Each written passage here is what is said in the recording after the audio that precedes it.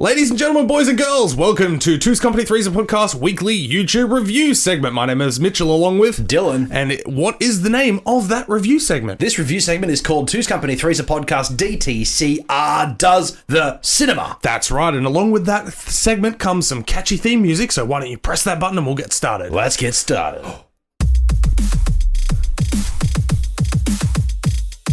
Coming at you fresh, coming from afar, it's 2c3pod DTCR. That's right, ladies and gentlemen. It never gets any better than that. Exactly, that's right. Nothing better than two white boys trying to dance. Anyway, that is right. It is time for 2c3pod DTCR Does the Cinema. That's right. We pick a film to go and review each and every week on our podcast. All links are down below.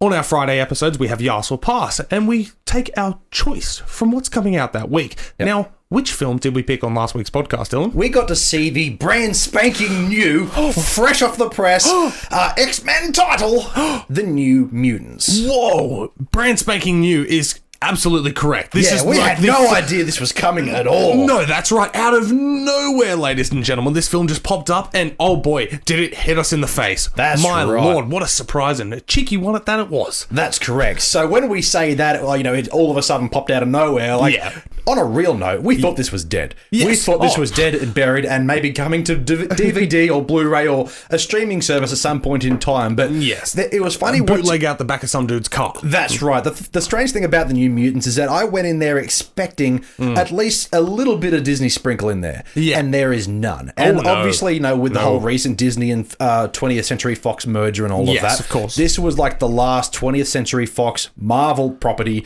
to be in production during that merger. And that's why there was so many troubles trying to get this out the door.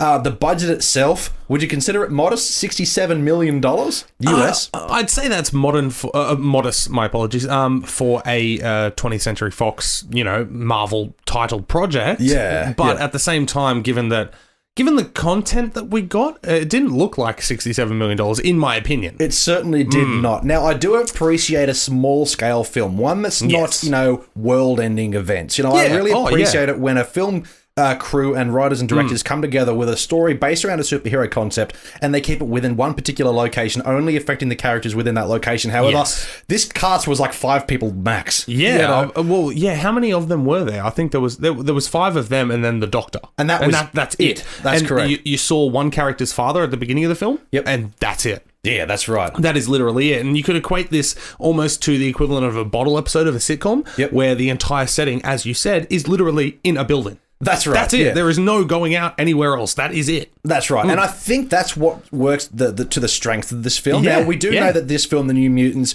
been rewritten over time. In the end, we eventually got the release of the original cut. So this is the original vision, essentially.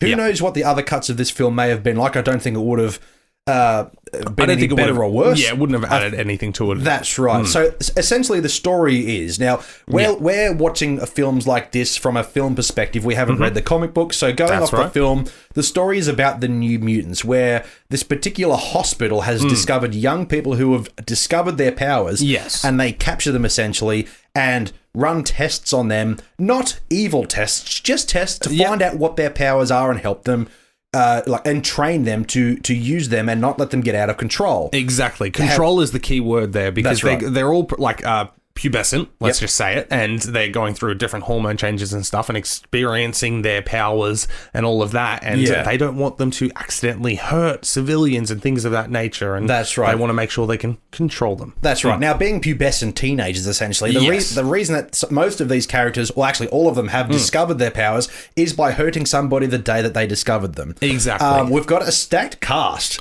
straight off the bat. Anya Taylor-Joy is my fucking favourite in every movie that she's been in. She's so goddamn Whether good, she's in a good or a bad film, she's magnificent just as an actress herself. Oh, yeah. And she's definitely on our hit list. We've also got Maisie Williams, who looks like she's 4 in this film. She really does. She looks like an 8-year-old boy. Yeah, I mean, we've got Charlie Heaton, Blue Hunt, who I'm not familiar with. She's brand new. She's the titular character Moonstar. Yes. Henry Saga, and the lead actress, well, not lead actress, sorry, the actress who played the Doctor. Yes. She's very famous and in a lot of movies, but I cannot pinpoint the name right now. Alice Braga. That's right, yeah. So she plays the doctor and she's experimenting on these kids. But before we get into the meat of the film and the actual story behind it, I just want to basically talk about my favourite points in this film. Yeah, go for it. My favourite points in this film, without spoiling too much, is when the characters really get to put on their powers. Yes. Because that's when the film really takes the cake, essentially, and when the scenes start chewing themselves up. Anya Taylor-Joy's character, as well as Magic, she can like teleport, and she's got this sweet metal arm, and she's vicious and nasty, and she comes around. She's got these hidden secrets, and when those when her powers are in full force, I was she's a beast, gripping my seat. I really liked that. Absolutely, but all to Anya Joy's credit as well. Yeah. Every other scene she's in as well is fucking phenomenal. Yeah, like her character and the emotional journey that character goes on, and you're finding out her backstory. Yeah, fuck me. Yeah. God damn, like you said, hit list. Absolutely, absolutely love her. Yeah. Every time the guy, was it Roberto? Yep. Yeah, Berto. When he finally revealed his power and that, I fucking love that. So that's what I meant. Like when the characters really get to show their powers and utilize them, they were really cool, and it shows that the struggle that they're going through to keep these powers under wraps. You know, it's just the setting that they're in and the story surrounding these characters is where it falls flat, and especially the third act of the film. Where, fair enough, they're in a big battle. Of course, if that's no spoiler, it's a fucking superhero / horror movie. Yes, exactly. It's going to happen. There's no threat. Yeah. Is there? Well, nobody dies. Well, that's a spoiler. That is a spoiler, I was going to say. I mean, yes, the threat is there, but the threat isn't as real as it could be. No. Yeah, that's the one key point there. I mean, they tell it in a way where you do take the threat seriously if somebody doesn't, battle that threat themselves, kind of thing. But at the same time, I mean, it seemed a bit cheap the way that they executed it. Yeah, you kind of knew how this one was going to end from, like you said, basically the start of the third act. Yeah. And the Doctor, while she also does have powers, I mean, she's not really a threat at all. No, she was the antagonist, and she was like their best friend the whole time. Yeah, exactly. She was holding their hand the whole way through this journey, and then at the end, not even by her own choice, had to then eliminate them, like... And you got the sense that she didn't really want to, but they didn't really play into that too far either. I know they could have given what is her name, Alice Braga, a chance to act a little bit more and fight that and try and resist, but no, it was just punching in the keyword, done. Yeah, that's right. She's just doing her job. Exactly. Yeah. So it could have done with a bit more of an emotional journey with her and a bit more conflict in that regard. But the ending and that last third, it's a nice visual scene, but at the same time, you know where it's going. And when I talk about lack of threat as well, what's shown in the trailer is, and what we already know before we're going into this, is that the titular the role Blue Hunt played the character Moonstar. Yes, her power that she's yet to discover is that she can conceptualize people's biggest fears, essentially. And there's a moment in the trailer which is there's a moment in the film which is revealed in the trailer where you've got this big skeletal kind of dude with big teeth chasing them. Yeah. That scene happens, and the visuals are cool, but there's no threat with them either, is there? No. Because they just kind of just lumber around and do nothing. That's exactly right. It's they kind of...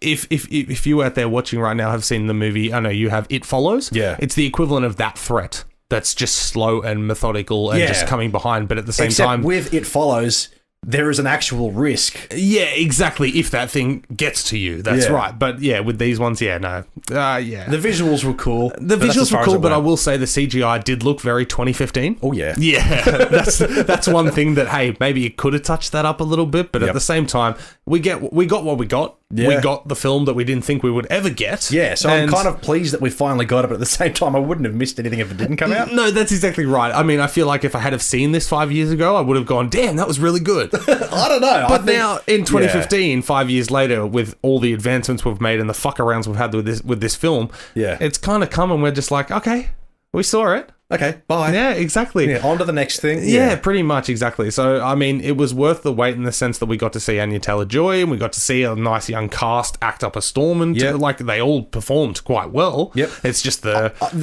biggest letdown for me regarding acting quality is Blue Hunt as the main actress, the main character.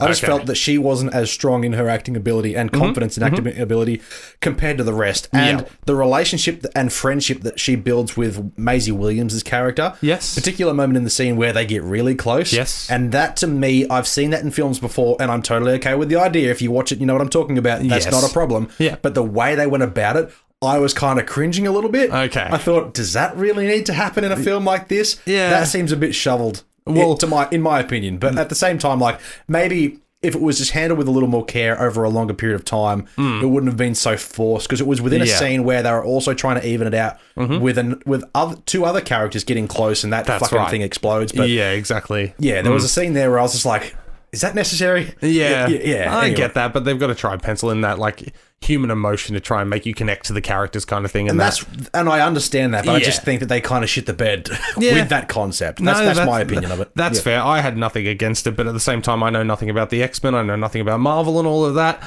I had a decent time. Yeah. You know, I still came out of it going, okay, it was a decent film, but I'm not going to watch it again. Yeah, I'm not really invested in the X-Men characters either. There are a few exceptions, but I haven't followed all of the films up until now, so this isn't like a continuation. They definitely make mention of the X-Men. Yes. But at the same time... did you know or had heard of the company that gets revealed that is behind most of this?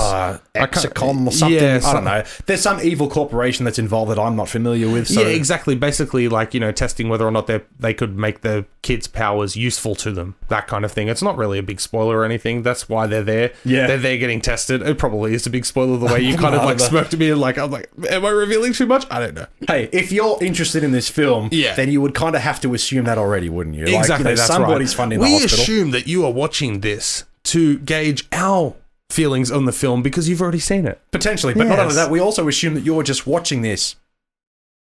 That's right. Anyway. Exactly, and you've already hit that like button, and make sure to hit that subscribe button and ring that bell. Absolutely, and check out our podcast as well. Is that a great segue into the end of our review, or do you have more to say?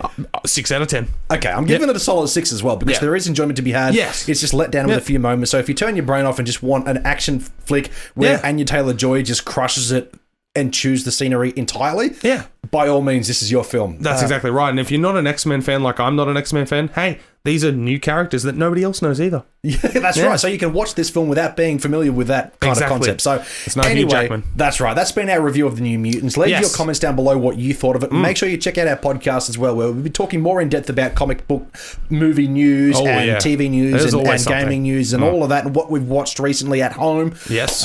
We'll be talking about all of that as well. But we'll also stream our podcasts live over on Facebook and Twitch, Facebook, Dylan2c3pod, 2's Company, 3's a podcast, and twitch.dylan. Wow. Twitch.dylan. Twitch.tv/Dylan2c3pod as well. Make sure that you check those links down below. Exactly. All links are down below. Make sure to check out the socials, as Dylan said, but also make sure to find the podcast. We are available on every goddamn podcast platform you can think of. Search 2c3pod. We will be there. But we have a cliche slogan we always bust through. Podbean, Spotify, Apple Podcasts, and of course, YouTube. Big Summer Blowout. Oh, that one startled me, but anyway. My name is Dylan, and as always with my co-host, Mitchell, and we are 2's Company, and you are the podcast. Hey, thanks for checking out that video of 2's Company, 3's a podcast. We really appreciate it. Wasn't it really something? Why don't you drop a comment down below while you're still here on what you thought about that video. And once you're done, go check out the next video. Feel free to hit subscribe as well. I think it'll be a really good investment for your future.